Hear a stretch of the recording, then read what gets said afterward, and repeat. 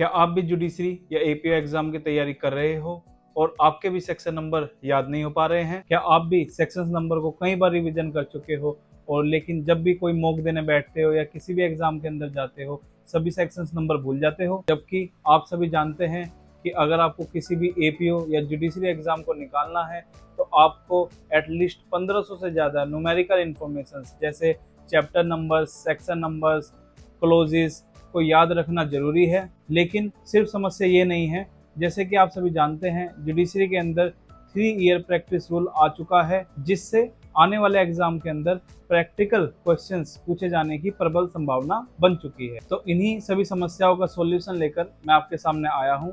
मैं हूं एडवोकेट तरंग सिंगल और मैं स्टार्ट करने जा रहा हूं special judiciary APO foundation course. Special क्यों? क्योंकि इस कोर्स के अंदर मैं आपको कंसेप्ट के साथ साथ साइंटिफिक निमोनिक्स टेक्निक्स के माध्यम से आपको 3000 से ज़्यादा न्यूमेरिकल इंफॉर्मेशन याद कराने वाला हूँ। प्रैक्टिकल एक्सपोजर के लिए आपको real chargesheets, summons, orders, judgements दिखाने व डिस्कस करने वाला हूँ। आइए एक डेमो क्लास ले लेते हैं जिसमें मैं आपको बताऊंगा कि प्रीलिम्स के लिए मैं आपको सेक्शंस नंबर कैसे याद कराने वाला हूँ। तो सबसे पहले देखते हैं कि किसी भी जुडिशरी, एपीओ या अदर कॉम्पिटिटिव एग्जाम के प्रीलिम्स के अंदर न्यूमेरिकल इंफॉर्मेशंस जैसे चैप्टर नंबर्स, सेक्शन नंबर्स किस तरीके से अपना रोल निभाती हैं और किस तरीके से अपना रोल निभा सकती हैं। तो सबसे पहले देखते हैं, हमारे पास है यूपी जुडिशरी 2022 का प्रीलिम्स का पेपर। इसमें देखते हैं किस तरीके से सेक्शन नंबर्स और चैप्टर नंबर्स इंपॉर्टेंट हो जाते हैं। तो देखिए क्वेश्चन नंबर 4 जिसमें पूछा जा रहा है किस सेक्शन नंबर में कौन सा लीगल प्रिंसिपल दिया गया है। आगे चलते हैं। फिर देखिए क्वेश्चन नंबर 7 जिसके अंदर है मैच द फॉलोइंग और उसमें भी यही पूछा गया है किस सेक्शन नंबर में क्या सेक्शन हेडिंग दिया गया है। सेक्शन 21 में क्या है, सेक्शन 122 में क्या है, सेक्शन 54 में क्या है, सेक्शन 81 में क्या है। फिर आगे चलते हैं क्वेश्चन नंबर 10 जिसमें ये पूछा गया है which one of the following section of transfer of property act relates to oral transfer, यानी कि ओरल ट्रांसफर कौन से सेक्शन नंबर में दिया गया है, सेक्शन 5, 8, 7, 9। और आगे चलते हैं। फिर से हमारे पास वैसे ही क्वेश्चन आ गया कि मैच द फॉलोइंग और उसमें भी ये बताना है किस सेक्शन नंबर के अंदर कौन सा सेक्शन हेडिंग दिया गया है।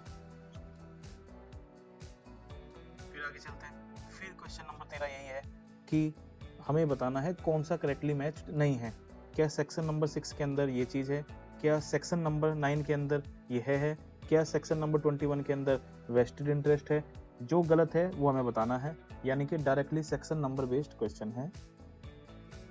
फिर से same sections number, sections heading. फिर क्वेश्चन नंबर 16 देखिए इंडियन एविडेंस एक्ट से आया हुआ है।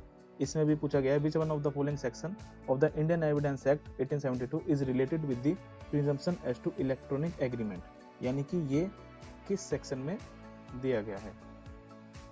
और देख लेते हैं सेम ऐसा ही सेक्शन नंबर और जो है section title, section number, section title. फिर नेक्स्ट क्वेश्चन यही है कि आपका सेक्शन कौन सा करेक्टली मैच्ड नहीं है, कि 122 के अंदर ये है या नहीं, 127 के अंदर ये है नहीं, डायरेक्टली सेक्शन बेस्ड क्वेश्चन है।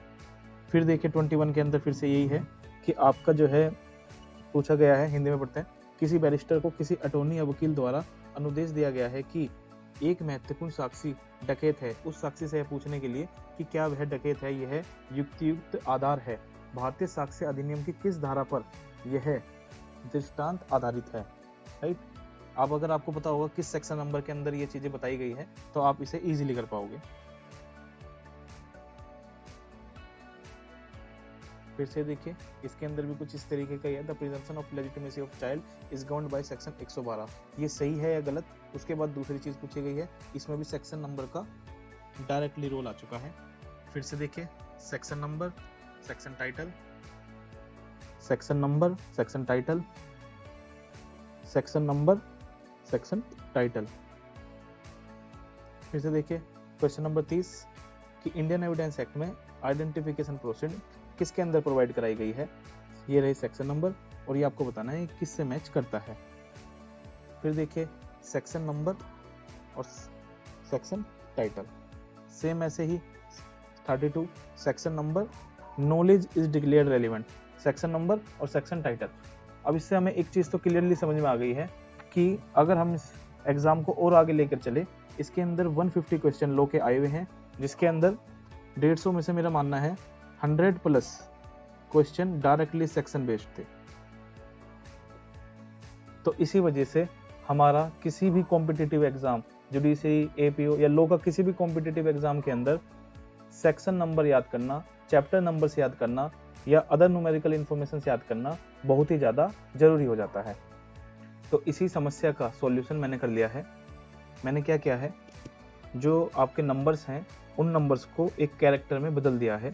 जैसे 1 को सन, 2 को गुरु, 3 को बीन, जैसे 3 बीन, 3 मिस्टर बीन, 4 को चोर, 5 को वाइफ, 6 को फिक्स यानी फिक्स बॉल, 7 को हेवन, 8 को सेट, 9 को वाइन, 10 को बस यानी 10 बस, 11 को एक और 11, एक फनी मूवी है जिसमें दोनों कैरेक्टर हैं, 12 को दर्जनों पैसा, 13 थर्ड शर्ट कौन उतारता है, सलमान खान। ऐसे ही 13 को मैंने बनाया है सलमान खान, 14 किला, फोर्ट यानी किला, 15 lift, fifth lift, 16 beauty queen, 17 खतरा यानी 17 खतरा, 18 बेहतरीन बाबा, 19 नमकीन यानी हल्दीराम नमकीन वाले, 20 आंटी। ऐसे ही मैंने आपके 1 से लेके 100 तक के जो सेक्शन नंबर है यानी कि जो नंबर हैं उनको मैंने आपके एक कैरेक्टर में बदल दिया है। अब जो ये सेक्शन नंबर हैं, अगर आप सोच रहे हो कि सबसे पहले तो नंबर्स को कैरेक्टर याद रखना पड़ेगा, फिर कैरेक्टर से जो है आपको सेक्शन नंबर याद रखने पड़ेंगे, ऐसा नहीं है। जो नंबर्स को कैरेक्टर में बदला गया है वो एक बहुत ही ज़्यादा सिंपल टेक्निक से बदला गया है। जिस तरीके से आपके 1 से लेके 100 तक के सभी काउंटिंग याद होती है, आप बोलते हो 1 2 3 4 5 6 7 8 9 10 11 12, ऐसे ही आप ये इजीली बोल पाओगे। जैसे आप रेगुलर क्लासेस के साथ साथ ये जब आपके रोज ही मैं रिवाइज कराने वाला हूँ, है ना, तो उसमें क्या होगा, आपका ये ऐसा बिल्कुल नहीं लगने वाला है कि मैं ये भूल गया कि 27 को थोर बोलते हैं या 28 को महात्मा गांधी बोलते हैं। तो सबसे पहले देख लेते हैं कि इन नंबर को कैरेक्टर में बदलने से हमें सेक्शन नंबर याद करने में कैसे मदद मिल रही है या कितनी मदद मिल रही है। तो चलिए देखते हैं। इन्हीं कैरेक्टर की मदद से मैं आपको आज 20 से ज़्यादा सेक्शन नंबर या चैप्टर नंबर याद कराने वाला हूँ। आपको करना क्या है, आपको केवल इन इमेजेस को देखना है और इन्हें थोड़ा विजुअलाइज करना है, थोड़ा अपने माइंड में इसकी छवि बनानी है, जैसे आप कोई मूवी देख रहे हो, कुछ भी। तो क्लियर है, शुरू करते हैं। सबसे पहले देखिए इस इमेज को, थोड़ा जूम कर लेते हैं।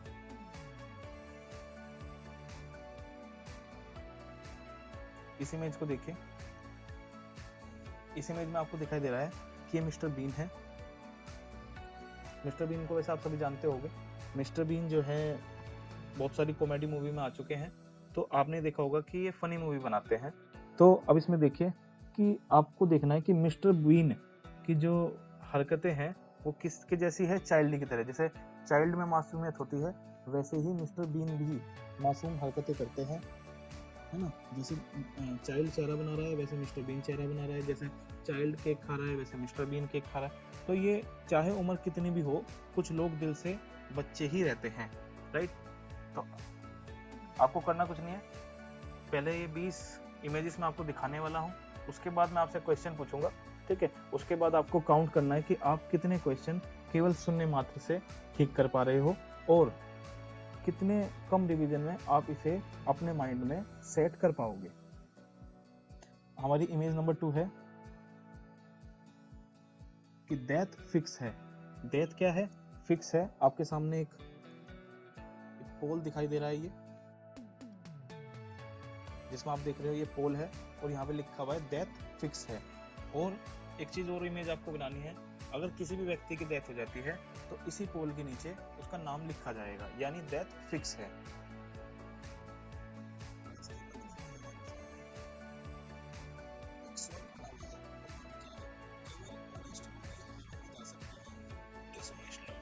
जिन लोगों ने डिसऑनेस्टली काम किया है वे लोग हेवन में नहीं जा सकते हैं, राइट। आज की 4th इमेज है कि सेठ जी हैं। सेठ जी इनके नाम पर बहुत सारी जमीन है, राइट, अमीर आदमी है, ये एक इमेज बनानी है। जब ये अमीर आदमी है, इनके पास बहुत सारी जो है जमीनों के डॉक्यूमेंट्स हैं, कहीं खतौनी है, कहीं नक्शे हैं, कहीं पावर ऑफ अटॉर्नी है, तो ये सब क्या होता है, डॉक्यूमेंट्स। तो यानी कि सेठ जी के पास बहुत ही सारे डॉक्यूमेंट्स हैं। अब अगली इमेज है जो हमें अपने माइंड में भी बनानी है कि सलमान खान की एक मूवी आई है जिसका नाम है हार्बर। क्लियर? हार्बर का मतलब होता है संशय देना, यानी कि किसी अपराधी को छुपने में मदद करना। तो इस मूवी में सलमान खान कहते हैं किसी अपराधी को छुपाकर या बचाकर उसे कानूनी सजा से बचाना अपराध है। अगर किसी ने किसी अपराधी को हार्बर दिया तो मुझसे बुरा कोई नहीं होगा। और सलमान खान कह रहे हैं और अगर एक बार मैंने कमिटमेंट कर दी तो उसके बाद तो मैं खुद की भी नहीं सुनता। क्लियर? केवल आपको याद रखना है, केवल एक इमेज बनानी है कि एक हार्बर मूवी आई हुई है, हिंदी में बोले संशय। अब आगे चलते हैं। एक पॉइंट आया है, लाइफ में हमेशा खतरा बना रहता है, खासकर किसको, इंसान को। यह चीज भी ध्यान रखनी है कि खासकर इंसान को लाइफ में एक खतरा बना रहता है, खासकर इंसान को।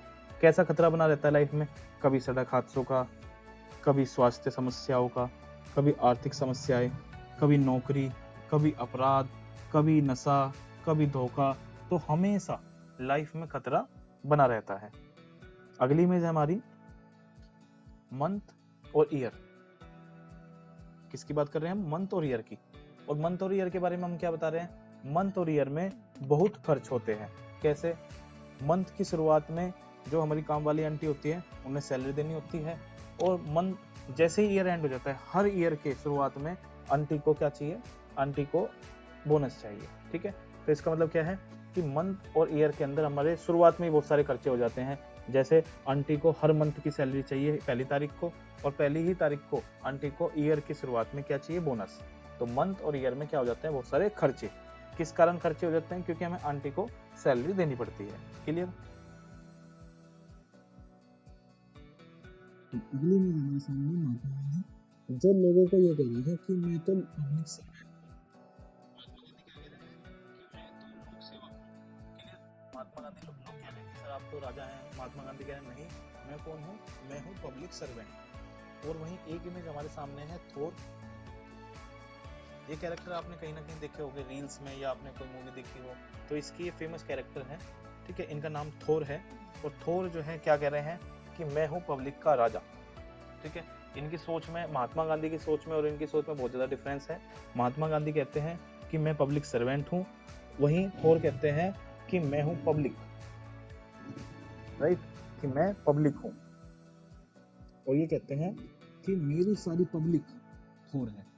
मेरी सारी पब्लिक थोर है। मैं अपने आप को हर व्यक्ति के अंदर देखता हूँ, हर पब्लिक के अंदर मैं अपने आप को देखता हूँ, मेरे लिए हर पब्लिक थोर है। और महात्मा गांधी कहते हैं कि मैं पब्लिक का सर्वेंट हूँ। दोनों की विचारधारा को हमने देख लिया और इमेज बना ली। अब तक मैंने आप ऐसा नहीं है कि आपने ये इमेज देखी, आपको याद करने की जरूरत है। आपने केवल देखी ही देखी है, केवल विजुअलाइज किया है, आपने आंखों से देखा है और कानों से सुना है जो मैं बता रहा हूँ। क्लियर? तो आगे चलते हैं।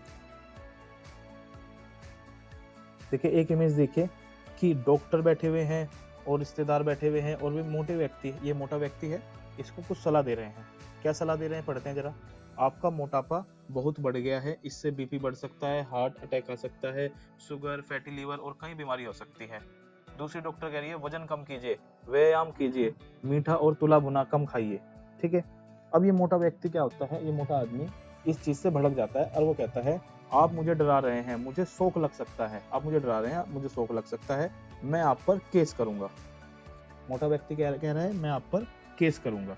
लेकिन ये लोग क्या समझा रहे हैं कि हमारा कम्युनिकेशन आपकी भलाई के लिए है, हमारा कम्युनिकेशन आपकी भलाई के लिए है और गुड फेथ में की गई है। यानी ये कम्युनिकेशन जो हमने आपको दी है, ये सूचना हमने आपको दी है, ये हमने गुड फेथ में दी है, न कि आपकी भावनाओं को ठेस पहुंचाने के लिए। तो हमारे ऊपर कोई अपराध नहीं बनता। यानी कि एक डिफेंस है। ये बता रहे हैं कि जितनी सलाहियत दी गई है ये जो है आपको हमने गुड फेथ में दी है। क्लियर? नेक्स्ट इमेज देखते हैं। इमेज है दो बच्चे मैडम के सामने हैं, एक क्लास वाली मैम है, इनके सामने दो बच्चे खड़े हुए हैं। एक बच्चा कह रहा है मैम इसने मेरी कमर पर हल्का सा हाथ मारा है, इसने मुझे मारा है। इसके खिलाफ कार्रवाई कीजिए। ये बच्चा कह रहा है मैंने तो बस हल्का सा हाथ लगाया था, मेरा किसी को नुकसान पहुंचाने का इरादा नहीं था। अब मैडम की बात सुनिए, ये जनरली होता है छोटी छोटी चीज पर बच्चे जो है मैडम को शिकायत करते हैं। तो मैडम ये कह रही है कि यह ऑफेंस नहीं है, क्योंकि इसमें आपको केवल बहुत स्लाइट हार्म हुआ है, बहुत ही तुच्छ, स्लाइट यानी तुच्छ हार्म हुआ है आपको, ठीक है, तुच्छ हानि हुई है, कोई गंभीर चोट या नुकसान नहीं हुआ है। तो यानी कि लो क्या कहता है, हर स्लाइटली हार्म एक ऑफेंस नहीं होता, यानी कि हमारे पास एक डिफेंस है कि हम जिस चीज में स्लाइटली हार्म होता है उस चीज में हम गिल्टी नहीं हो सकते। इसमें एक चीज और ध्यान रखने वाली बात है, ऑर्डिनरी सेंस एंड टेम्पर वाला व्यक्ति इतनी स्लाइट हार्म के लिए कंप्लेंट नहीं करेगा। मैडम का कहना है ऑर्डिनरी सेंस एंड टेम्पर वाला व्यक्ति, ये सब बहुत इंपॉर्टेंट है क्योंकि एग्जाम के अंदर इन शब्दों से भी क्वेश्चन आते हैं। इस ऑर्डिनरी की जगह ऐसा आ सकता है नॉर्मल सेंस वाला व्यक्ति, ऑर्डिनरी सेंस वाला व्यक्ति, ये दो ऑप्शन और हो सकते हैं आपके सामने, तो उनमें से आपको चुनना पड़ सकता है। तो इसलिए ये शब्द भी हमें याद रखने हैं कि ऑर्डिनरी सेंस वाला व्यक्ति, ये बेयर एक्ट में लिया हुआ वर्ड है। अब नेक्स्ट देखते हैं, एक जादुई बाबा है। जादुई बाबा कौन से बाबा है? हमारे बेहतरीन बाबा। हमने अभी एक बार जो कैरेक्टर की नंबर्स टू कैरेक्टर की पीडीएफ खोली थी, उसमें आपने देखा होगा कि 18 के अंदर लिखा हुआ है बेहतरीन बाबा। बेहतरीन बाबा एक भविष्यवाणी करके बता रहे हैं, क्या बता रहे हैं वे, कि आपको चार्ज लगेगा, यानी कि आप पर आरोप लगाया जाएगा। जैसे हम भविष्यवाणी पूछने के लिए चले जाते हैं, बाबा आगे क्या होगा, तो बाबा बता रहे हैं कि आप पर चार्ज लगेगा, आप पर एक आरोप लगेगा। इस चीज को भी नहीं देखते हैं, इसी इमेज के अंदर और भी सेक्शन छुपे हुए हैं, केवल हम लिमिटेड सेक्शन को देखते हैं। केवल आपको भी ये देखना है कि बाबा बता रहे हैं कि आपको चार्ज लगेगा। आगे चलते हैं। आप सभी को पता होगा कि जो ट्रायल होता है उस ट्रायल के अंदर सबसे जो बड़ा ट्रायल होता है वो होता है सेशन कोर्ट का ट्रायल। क्यों? क्योंकि सेशन कोर्ट का ट्रायल, ये देखिए, फिर से आप देखें, ये देखिए अब आ गया,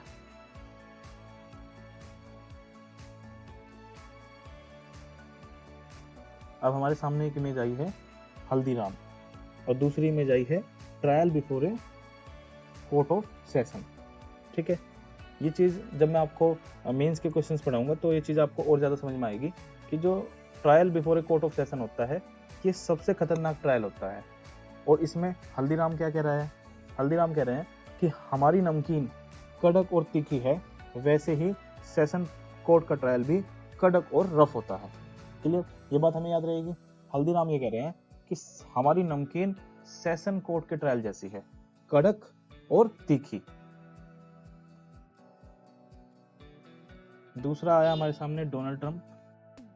ये क्या कह रही है कोर्ट कि डोनाल्ड ट्रंप का जो ट्रायल है वो कैसा होना चाहिए? समरी ट्रायल होना चाहिए, बहुत लंबा नहीं चलना चाहिए, क्योंकि ये बहुत लंबा चलेगा, महंगा होगा, बहुत सारे गवाह होंगे, और भी काम होते हैं। डोनाल्ड ट्रंप एक प्रेसिडेंट है तो इन्हें और भी इतने सारे काम है कि इन्हें एक लेंदी प्रोसीजर में ना लेकर जाए, लेंदी ट्रायल में ना लेकर जाए। इन्हें इनका जो ट्रायल होना चाहिए वो संक्षिप्त में होना चाहिए।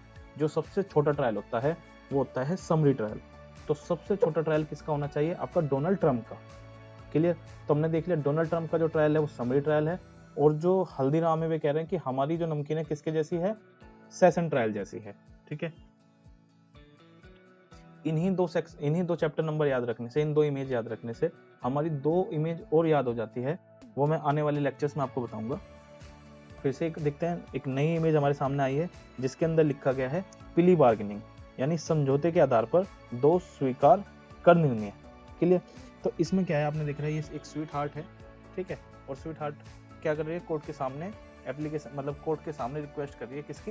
प्ली बार्गेनिंग की। इसके अंदर और भी इमेजेस हैं, हमें इन्हें भी ध्यान नहीं रखना है, लेकिन इनसे भी चैप्टर्स जुड़े हुए हैं, इनसे भी सेक्शन नंबर जुड़े हुए हैं। अभी हम इसी इमेज को बस इतना ही देखते हैं कि प्ली बार्गेनिंग में स्वीट हार्ट क्या कर रही है? जज के सामने हाथ जोड़े खड़ी है और वे प्ली बार्गेनिंग कर रही है। नेक्स्ट इमेज देखते हैं जिसके अंदर फिर से थोर आए हुए हैं।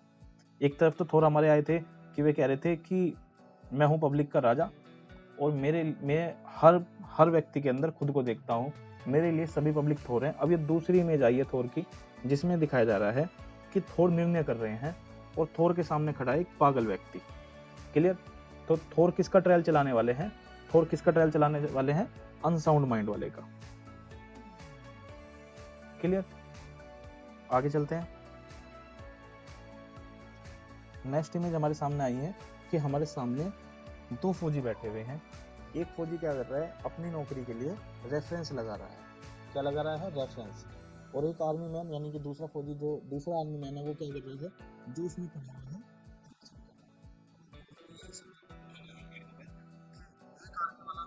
तो रेफरेंस लगा रहा है और दूसरे आर्मी वाला रिवीजन कर रहा है।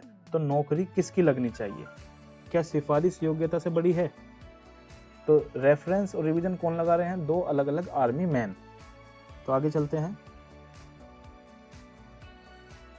फिर से मैडम आ गई। एक तरफ तो हमने देखा था कि मैडम आई थी और मैडम क्या बता रही थी बच्चे को कि स्लाइटली हार्म के लिए कोई ऑफेंस नहीं बनता है, राइट, कि डिफेंस बन जाएगा। अब एक तरफ क्या हो रहा है कि मैडम पर एक क्रिमिनल केस चला हुआ है। आपको इमेज बनानी है कि मैडम के ऊपर एक क्रिमिनल केस चला हुआ है और मैडम की अब शादी हो गई है। तो मैडम क्या कह रही है कि मेरे क्रिमिनल केस को ट्रांसफर कर देना चाहिए जहां मेरी शादी हुई है ना। मैं बार बार तो नहीं आ पाऊंगी, अब मेरी शादी बाहर हो गई है तो मेरे क्रिमिनल केस को ट्रांसफर कर देना चाहिए।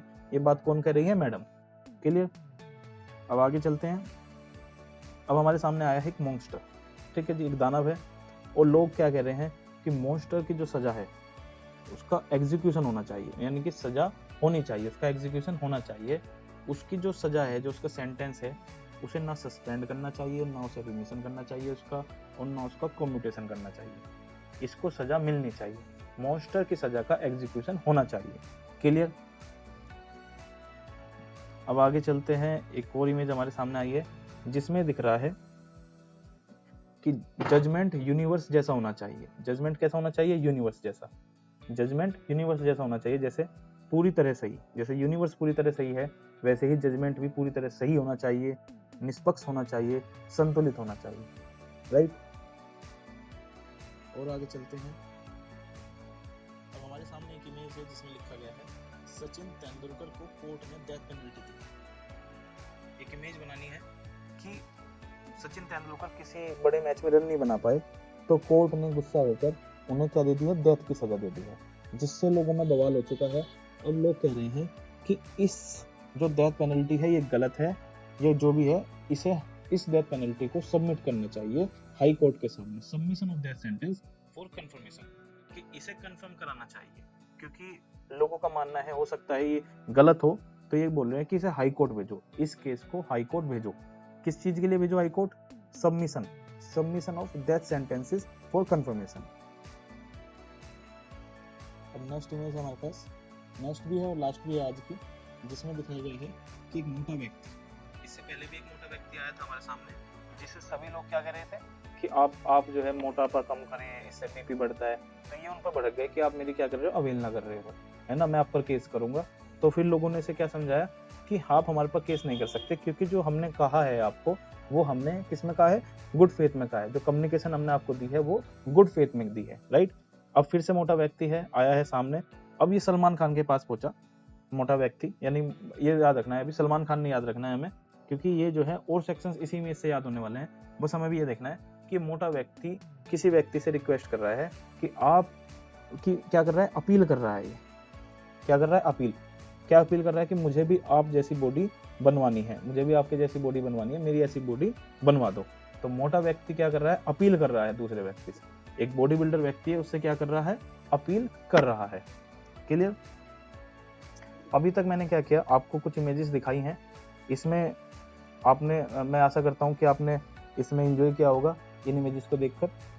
इसमें ऐसा कुछ फील नहीं होगा आपको कि आपने ज़्यादा मेहनत की है, माइंड को ज़्यादा यूज़ करने की कोशिश की है। जो इमेजेस आपके सामने आती रही और आप उसे सिंपली विजुअलाइज करते रहे, ठीक है।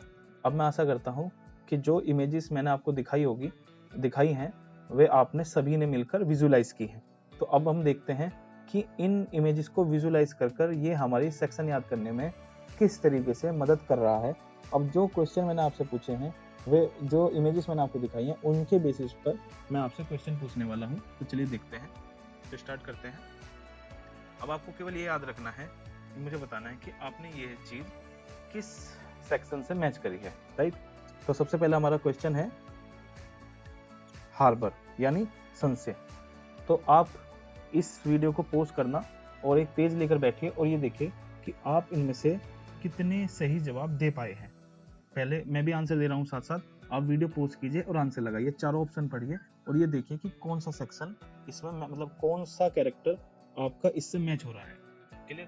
तो सबसे पहला क्वेश्चन है हार्बर। हार्बर को देखिए, ये 2 इसलिए लिखा हुआ है क्योंकि जो ये हार्बर है, डेथ है, ये बीएनएस के अंदर के सेक्शन नंबर है जो कि सेक्शन नंबर 2 के क्लोज में है, राइट। जैसे फोर्ट 14 हो गया, सलमान खान 13 हो गया, लिफ्टमैन 15 हो गया, ब्यूटी क्वीन 16 हो गया। तो आएगा ऐसे ही पेपर के अंदर, जो एग्जाम के अंदर क्वेश्चन आएंगे वो इसी एग्जाम के अंदर ये नाम नहीं आएंगे, एग्जाम के अंदर ये नाम आएंगे, है ना। इस तरीके से क्वेश्चन दिखाई देगा आपको। लेकिन हमें क्या करना है, अपने सभी नंबर्स को किस में बदल देना है, कैरेक्टर में बदल देना है, जो कि मैं आने वाली क्लासेस में आपको याद भी कराऊंगा। और मैं गारंटी देता हूँ कि ये आपको ऐसे याद हो जाएगा जैसे 1 2 3 4 5 6। आपको ट्रिक्स भी याद रखने की जरूरत नहीं पड़ेगी कि 13 को सलमान खान क्यों कहा जाता है। क्लियर? तो बस अभी के लिए आप केवल मेरी इतनी हेल्प कीजिए कि आप बताइए कि हार्बर किससे मैच कर रहा है। क्या हार्बर के साथ आपने कोई फोर्ट के साथ कोई स्टोरी देखी है, सलमान खान के साथ कोई स्टोरी देखी है, लिफ्टमैन के साथ या ब्यूटी क्वीन के साथ?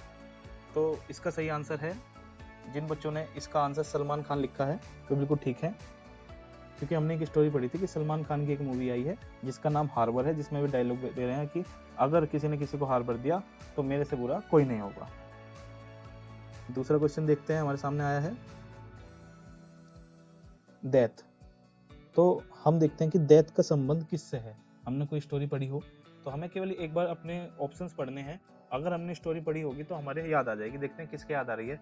डेथ का संबंध क्या मिस्टर बीन से है, चोर से है, वाइफ से है या फिक्स से है? मेरे हिसाब से जो मुझे याद आ रहा है, डेथ का संबंध फिक्स से है। हमने एक फिक्स पोल देखा हुआ था, उसमें देखा था हमने कि वहां पे लिखा था डेथ फिक्स है, और डेथ होने के बाद व्यक्ति का नाम उसी पोल के नीचे लिखा जाएगा। तो क्वेश्चन नंबर 3 हमारे सामने आया है जिसमें लिखा गया है डिसऑनेस्टली यानी बेईमानी से। और हम देखते हैं इसका संबंध किससे हो सकता है, वाइफ से, फिक्स से, हेवन से या सेट से। जहां तक मुझे याद आ रहा है इसका संबंध हेवन से होना चाहिए, क्योंकि हमने एक इमेज देखी थी कि डिसऑनेस्ट लोग हेवन में नहीं जा सकते, केवल ऑनेस्ट लोग ही हेवन में जा सकते हैं। ऐसे ही लाइफ खतरा, बेहतरीन बाबा, हल्दीराम, आंटी।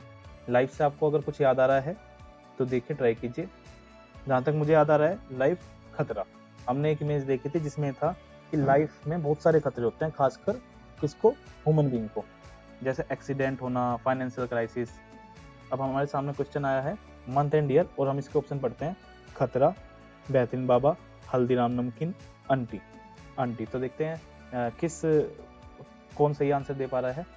मंथ ईयर से कोई खतरा है, कोई बेहतरीन बाबा ने कुछ मंथ ईयर के बारे में बताया, हल्दीराम ने बताया, या हमने एक इमेज देखी है जिसके अंदर सही आंसर है आंटी। इसके अंदर क्या है कि हर मंथ के और ईयर की स्टार्टिंग में हमें किसे रुपए देने पड़ते हैं, आंटी को, है ना।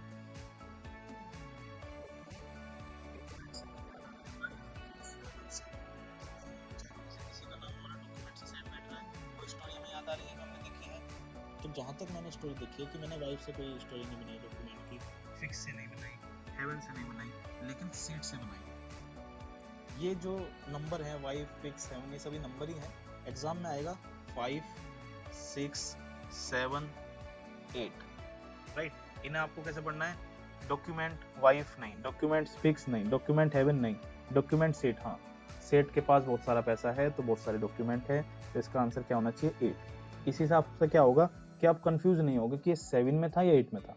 क्यों कंफ्यूज नहीं होगे, क्योंकि कंफ्यूज होने का कोई मतलब ही नहीं है। दोनों कैरेक्टर बिल्कुल अलग हैं, दोनों की कहानी और जो आपने विजुअलाइज किया है वो बिल्कुल डिफरेंट है। आगे चलते हैं, क्वेश्चन नंबर 7। चाइल्ड से हमें किससे समझ में आ रहा है, मिस्टर बीन चाइल्ड जैसे हैं, चोर चाइल्ड जैसा है, वाइफ चाइल्ड जैसा है या फिक्स चाइल्ड जैसा है? इसका राइट आंसर मिस्टर बीन है। अब defence of communication in good faith, अच्छे विश्वास से किया गया संचार किस धारा के अंतर्गत परिभाषित है ना, परिभाषित है, या ये डिफेंस किस सेक्शन में दिया गया है ना। आपके सामने ऑप्शन है, आर्मी मैन का कुछ गुड फेथ की कम्युनिकेशन से आपने कोई इमेज बनाई है, किसी मोटे आदमी से बनाई है, या मैम से बनाई है, या मुगल से बनाई है, राइट। जहां तक मुझे याद आ रहा है इसका आंसर है मोटा आदमी। मोटे आदमी को लोग गुड फेथ में बहुत सारी सलाह दे रहे थे, वो उन्हीं पे भड़का जा रहा था। आगे चलते हैं पब्लिक सर्वेंट। पब्लिक सर्वेंट में यूनिवर्स से कोई मतलब नहीं है, सचिन तेंदुलकर से कोई मतलब नहीं है, मतलब है महात्मा गांधी और थोर, जो मैं याद आ रहा है। एक व्यक्ति तो कह रहा था मैं पब्लिक का राजा हूँ, मेरे लिए सभी पब्लिक थोर हैं, और एक कह रहा था मैं पब्लिक का सर्वेंट हूँ। तो किसने कही थी ये बात कि मैं पब्लिक का सर्वेंट हूँ? तो जहां तक मुझे याद आ रहा है महात्मा गांधी। अब नेक्स्ट क्वेश्चन है act causing slightly harm in which section. ये डिफेंस किस सेक्शन में दिया गया है कि मामूली नुकसान। महात्मा गांधी ने ये बात कही, सचिन तेंदुलकर ने ये बात कही, मैम ने कही या मॉन्स्टर ने कही? इसका राइट आंसर अगला है चार्ज, कि आप पे आरोप लगेगा। ये बात किसने बताई है? डॉक्टर ने बताई है, आंटी ने बताई है, हल्दीराम ने बताई है, या किसी बेहतरीन बाबा ने बताई है? जो इमेज आप देख रहे हैं, इसका सही आंसर है बेहतरीन बाबा। वहीं समरी ट्रायल किसका होना चाहिए? डॉक्टर का समरी ट्रायल होना चाहिए, डोनाल्ड डक का जो है समरी ट्रायल होना चाहिए, स्वीट हार्ट का समरी ट्रायल होना चाहिए, या आंटी का समरी ट्रायल होना चाहिए? तो इसका राइट आंसर है डोनाल्ड ट्रंप। ये बिजी रहते हैं, इनका जो ट्रायल है वो जल्दी समाप्त होना चाहिए। Trial of unsound mind, next question है हमारे सामने। अनसाउंड माइंड का ट्रायल किसके सामने आया था? स्वीट हार्ट के सामने? नहीं। चेयरमैन? नहीं। स्नेक? तो बिल्कुल नहीं। जो इमेज हमें याद आ रही है उसका जो ट्रायल था अनसाउंड माइंड का, वो किसके सामने आया था? थोर के सामने। पिली बार्गेनिंग, हमें सबको पिली बार्गेनिंग देखते याद आ रहा है। सौदा कौन कर रहा था कोर्ट के अंदर भी? थोर कर रहा था? नहीं। स्नेक नहीं, चेयरमैन नहीं। कौन कर रहा था? आपकी स्वीट हार्ट। स्वीट हार्ट ऐसे ही 23 होता है, चेयरमैन 24, स्नेक 25, थोर 27। नेक्स्ट देखते हैं, ये आपको सभी को काउंटिंग करनी है कि आपने कितने सही क्वेश्चन के आंसर अपने आप दे दिए केवल इमेजेस देखने मात्र से। तो अगला क्वेश्चन हमारे सामने रेफरेंस और रिवीजन। कौन रेफरेंस कर रहा था और कौन रिवीजन कर रहा था? मुगल कर रहे थे? कोई इमेज हमारे दिमाग में ऐसी नहीं है। मैम, ऐसी कोई इमेज नहीं है। मोटा व्यक्ति भी कोई ऐसी इमेज नहीं है। आर्मी मैन, हमने देखा था 2 आर्मी मैन है, एक आर्मी मैन रेफरेंस लगा रहा था नौकरी के लिए और दूसरा आर्मी मैन रिवीजन कर रहा था किसके लिए? नौकरी के लिए। अपील, ये तो हमने सबसे लास्ट में देखा था। कौन कर रहा था अपील? मोटा व्यक्ति। क्या अपील कर रहा था? कि मुझे भी आपकी जैसी बॉडी बनवा दो। Submission of death sentence for confirmation. ये मुकदमा कहाँ से शुरू हुआ? क्यों लोगों ने कहा कि भाई हाई कोर्ट में सबमिशन करो इसका? किसके साथ सिचुएशन भी देखते हैं, पढ़ते हैं। मोटे व्यक्ति के साथ ऐसा हुआ, सचिन तेंदुलकर के साथ ऐसा हुआ, महात्मा गांधी के साथ ऐसा हुआ, या यूनिवर्स के साथ ऐसा हुआ? सही आंसर है आपका सचिन तेंदुलकर। कि एक मैच में उन्होंने रन नहीं बनाई तो लोअर कोर्ट ने उन्हें क्या दे दिया कि आपको जो है फांसी की सजा दे दी। तो लोग क्या कह रहे थे कि आपको जो है इस सेंटेंस को कंफर्मेशन के लिए भेजना है। जजमेंट कैसा होना चाहिए? चेयरमैन जैसा, स्नेक जैसा, थोर जैसा, या यूनिवर्स जैसा? इसका राइट आंसर है यूनिवर्स। अब लिखा है दंडा देशों का निष्पादन, निलंबन, परिहार, लघुकरण। ये प्रोविजन कहाँ दिए गए हैं? हमने एक इमेज देखी थी। ये पहले एक बार ऑप्शन देखते हैं कि ऑप्शन से हमें कुछ याद आ रहा है क्या? मोटे व्यक्ति, कुछ ज्यादा याद नहीं आ रहा है। मैम से भी कुछ ज्यादा याद नहीं आ रहा है।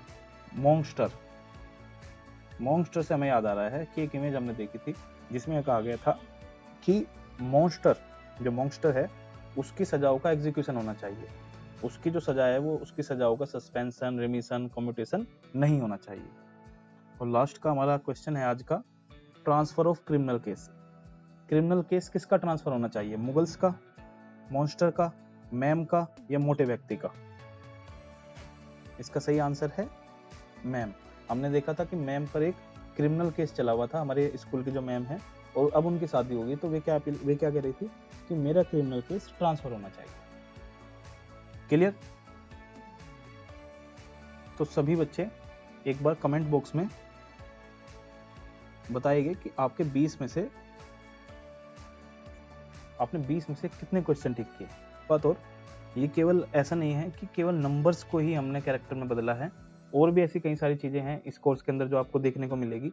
जैसे हमारे सामने ये है, ये कॉन्स्टिट्यूशन का पार्ट 4A है जिसके अंदर बताया गया है फंडामेंटल ड्यूटीज।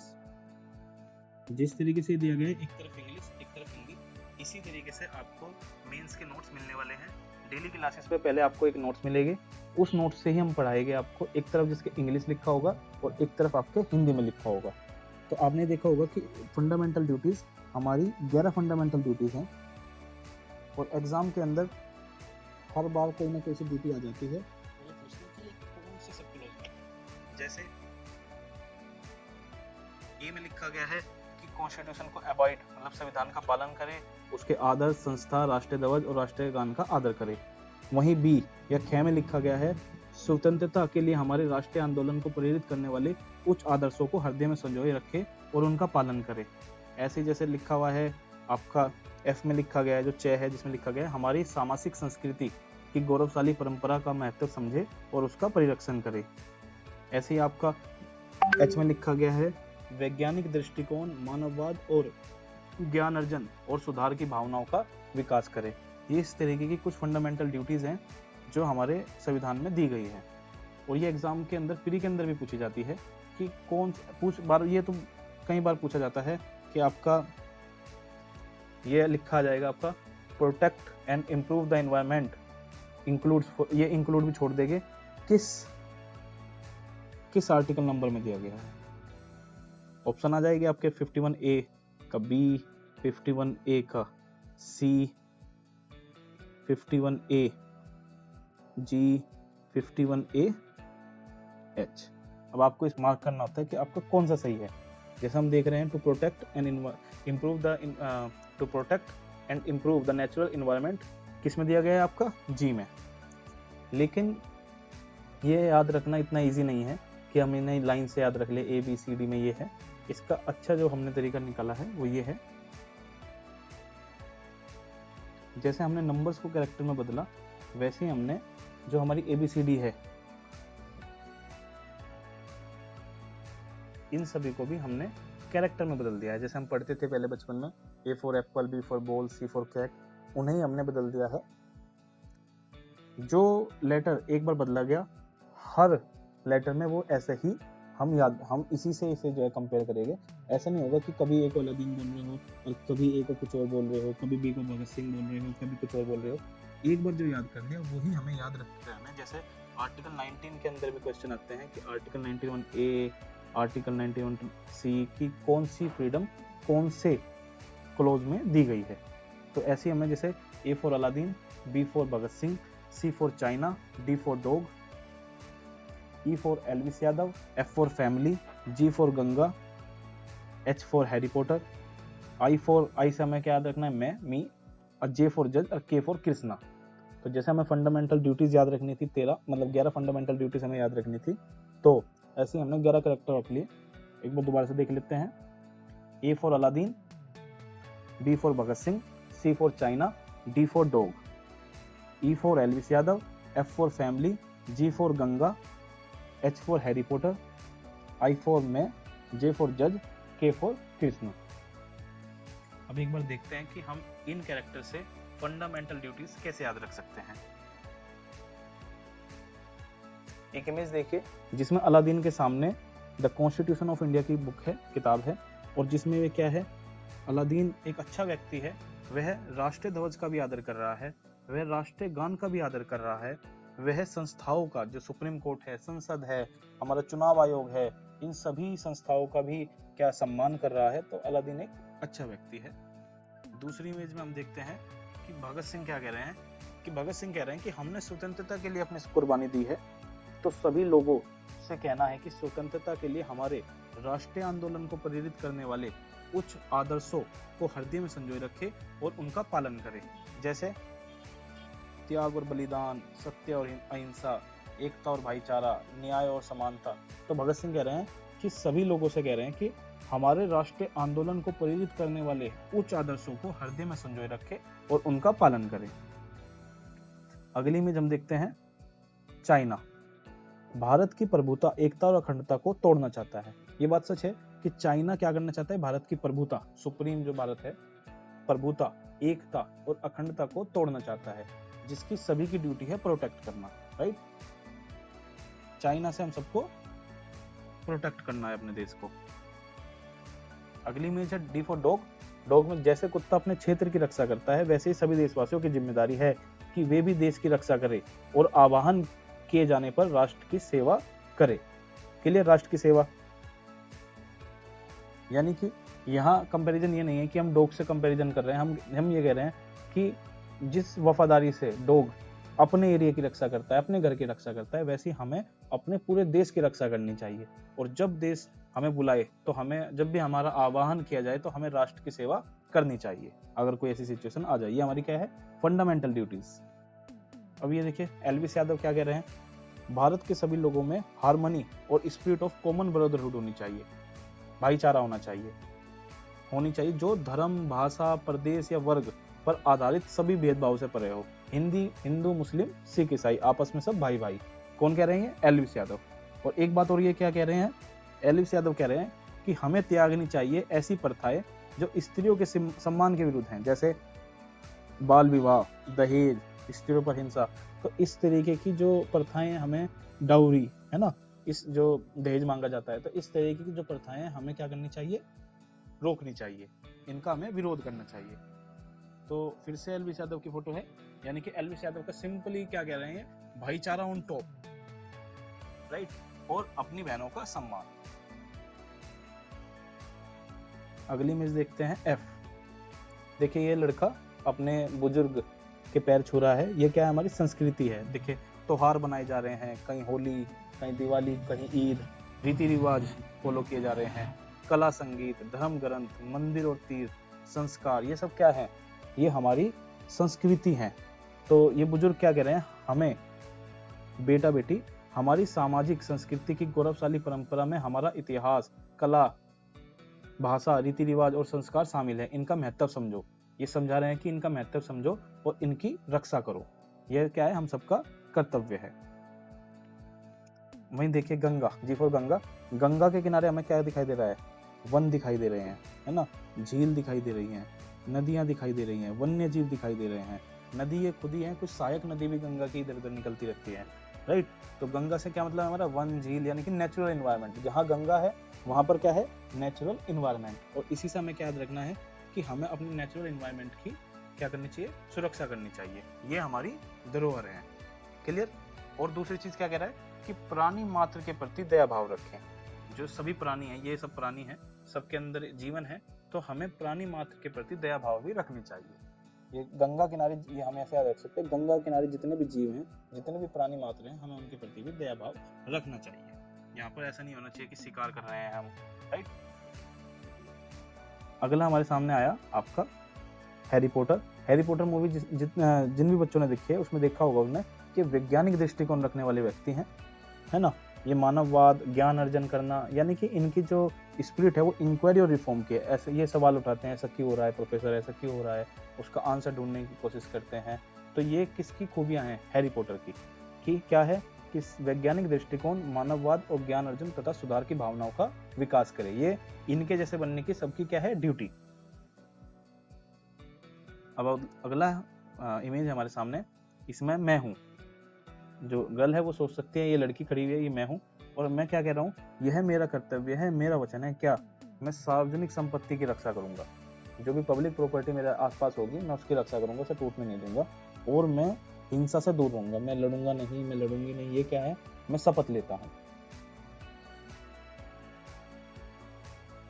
अब नेक्स्ट है हमारे सामने जे फॉर जज। और जज साहब क्या सोच रहे हैं, चलो देखते हैं क्या सोच रहे हैं। व्यक्तिगत और सामूहिक गतिविधियों के सभी क्षेत्रों में उत्कर्ष की ओर बढ़ने का सतत प्रयास करें, जिससे राष्ट्र निरंतर बढ़ते हुए प्रयत्न और उपलब्धि की नई ऊंचाइयों को छू ले। ये सोच रहे हैं जैसे मैंने जो है इतनी मेहनत की है और मैंने व्यक्तिगत, है ना, क्षेत्र में उत्कर्ष और मतलब बढ़ने का प्रयास किया है, मेहनत की है, ऐसे ही हमारे सभी देशवासियों की भी ड्यूटी है कि कोई जो है अंतरिक्ष में भारत का नाम रोशन करे, कोई ओलंपिक्स में भारत का नाम रोशन करे, कहीं एशियन गेम्स में भारत का नाम रोशन करे, कला संस्कृति में भारत का नाम रोशन करे। जैसे मैंने जज बनकर भारत का नाम रोशन किया है, वैसे ही ये सब भी क्या करे, हर व्यक्तिगत, चाहे कोई सिंगल या सामूहिक गतिविधियों के सभी क्षेत्रों के उत्कर्ष की ओर बढ़ने का प्रयास करें। अब देखिए नेक्स्ट इमेज देखते हैं, जिसमें क्या दिखाया जा रहा है कि श्री कृष्ण है, और इनमें क्या है, जैसे श्री कृष्ण को 6 से लेकर 14 वर्ष की आयु तक शिक्षा प्राप्त करने का अवसर प्रदान किया गया था, वैसे ही सभी पेरेंट्स की और सभी गार्जियन की क्या जिम्मेदारी होनी चाहिए कि वे अपने 6 से 14 वर्ष के बच्चों को शिक्षा प्राप्त करने का अवसर प्रदान करें। ठीक है, आप देख रहे हैं यहाँ पर कि जो किशन जी हैं वे शिक्षा प्रदान कर रहे हैं अपने 6 से 14 साल की उम्र तक। वैसे ही हर पेरेंट्स की जिम्मेदारी होनी चाहिए कि वे अपने बच्चों को 6 से 14 साल के बच्चे को शिक्षा प्रदान करने का अवसर दें। बच्चा पढ़े या ना पढ़े ये ड्यूटी नहीं है, लेकिन बच्चे को जबरदस्ती स्कूल भेजे, उसे अपॉर्चुनिटी प्रोवाइड करे। ये ना करे कि ये तो पढ़ता नहीं है, चलो इसे काम में लगा दो। हर पेरेंट्स की ड्यूटी है कि 6 से 14 साल के बच्चे को शिक्षा प्रदान करने का अवसर प्रदान किया जाए। अब सेम ऐसे ही अगर हम एग्जाम में पूछे और ये आपके छुपा लिया जाए कि देश की रक्षा करनी है और आह्वान किए जाने पर राष्ट्र की सेवा करे, ये किस आर्टिकल नंबर में दिया गया है और आपके सामने ऑप्शन आ जाए 51A, A, B, C, D, तो आप क्या ऑप्शन लगाए? A फॉर अलादीन नहीं, B फॉर भगत सिंह नहीं, C फॉर चाइना नहीं, D फॉर डॉग। हाँ, डॉग की तरह में रक्षा करनी है। आइए जानते हैं इस बैच के बारे में। इस बैच का नाम है judiciary and APO foundation batch 2026। किन बच्चों को ये बैच ज्वाइन करना चाहिए? यह बैच उन बच्चों को ज्वाइन करना चाहिए जो करंटली अपनी ग्रेजुएशन में है लॉ की और प्रारंभिक स्तर से ही जुडिशरी एंड एपीओ की तैयारी शुरू करना चाहते हैं। इस कोर्स के फीचर्स जान लेते हैं। सबसे पहले तो हम इसमें जुडिशरी ओरिएंटेड पढ़ाने वाले हैं। दूसरा, ये कॉन्टिन्यूअस कॉन्सेप्चुअल क्लासेस होने वाली है। यह कोई क्रैश कोर्स नहीं है। हर क्लास के अंदर हम आपको कम से कम पहले 10 न्यूमेरिकल इंफॉर्मेशंस याद कराएंगे और उसके बाद हम अपने टॉपिक की तरफ बढ़ेंगे। क्लासेस के जो नोट्स होंगे वे आपको डिगलोट फॉर्मेट में प्रोवाइड कराए जाएंगे, यानी कि वे हिंदी में भी होंगे और इंग्लिश में भी होंगे। और यानी कि यह बैच हिंदी और इंग्लिश दोनों मीडियम के बच्चों के लिए बनाया गया है। एक वीक में 6 क्लासेस चलेगी, जिसके अंदर 4 दिन हम लॉ पढ़ेंगे और 1 दिन हम जीएस और लैंग्वेज पढ़ेंगे। लैंग्वेज में इंग्लिश भी हो सकती है और हिंदी भी हो सकती है। और 1 दिन हम जो हमने पढ़ा दिया है उसका टेस्ट लेंगे और इवेल्युएट करेंगे अपनी परफॉर्मेंस को। तो आइए जान लेते हैं कि हम इस कोर्स को कैसे ज्वाइन कर सकते हैं। उसके लिए आपको प्ले स्टोर से एक ऐप डाउनलोड करना पड़ेगा जिसका नाम है तरंग्स लॉ। ऐप डाउनलोड करने के बाद आपको स्टोर सेक्शन में जाना है और वहां पर सेलेक्ट करना है judiciary and APO foundation batch और आप अपने अकॉर्डिंग किसी भी प्लान को चुन सकते हैं। यह है all about me. My name is तरंग संगल and I have more than 3 years of practical courtroom experience as an advocate. I am deeply passionate about justice, legal reasoning, and analytical thinking. I believe that law should be understood through concepts, logic, and real-life application. My teaching approach focuses on simplifying complex legal principles and creating innovative memory techniques that help students learn faster, retain longer. My goal is not merely to help students study law, but to inspire them to become true lovers of justice who can contribute to society by nurturing competent legal professionals and judicial officers who uphold justice, integrity and the rule of law. So thank you. मिलते हैं classes के अंदर।